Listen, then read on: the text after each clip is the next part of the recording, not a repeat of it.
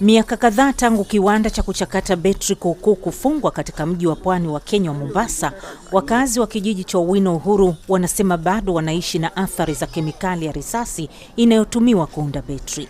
Wataalamu wanasema hali hiyo inaonyesha kitisho kinachoongezeka kwa afya ya umma, hasa wakati Afrika inaikumbatia kwa kasi teknolojia rafiki kwa mazingira ya nishati ya jua inayotegemea betri. Wazee wagonjwa, watoto ni wagonjwa, miscarriages ziko. Na only thing we do to go to hospital. Hasa bila pesa, tuwezi kwenda hospitali. Tunahitaji pesa ili tuhudumie watu wetu na familia zetu. Ndio na maisha ya kawaida.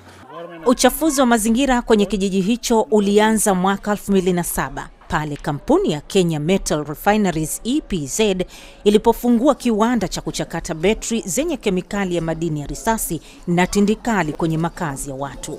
Wakazi wa eneo hilo wanasema sumu kutoka kemikali hizo zilipenya na kuingia kwenye udongo na maji na kusababisha maradhi ya kutisha.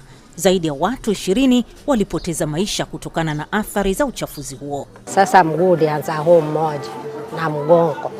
Sasa ukaona niuma nikifika hospitali na ambamo liathirika, tumeathirika na nini? Ambamo umeathirika hapo karibu yenu kuna moshi, lakini hamuelewi. Ni mlipokujaekewa tuliambaa tu tunajua ni kampuni. Ingawa kiwanda hicho kilifungwa mnamo mwaka 2014, athari bado zinaendelea.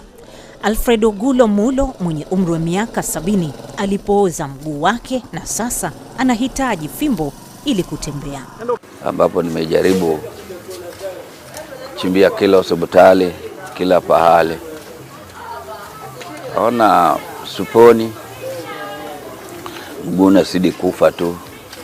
Mpaka sasa nimekuwa ni kama mtu ya polio. Mguu umekufa hii sasa kabisa kila pahali.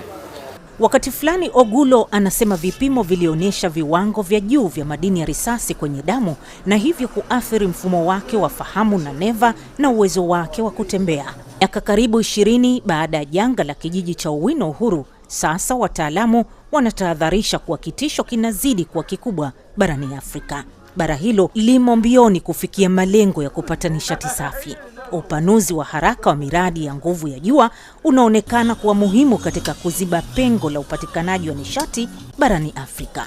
Hilo linatarajiwa kusababisha ongezeko kubwa la mahitaji ya kuchakata betri, na miradi ya kuchakata betri bado inafanyika katika njia zisizo rasmi au zisizodhibitiwa vyema.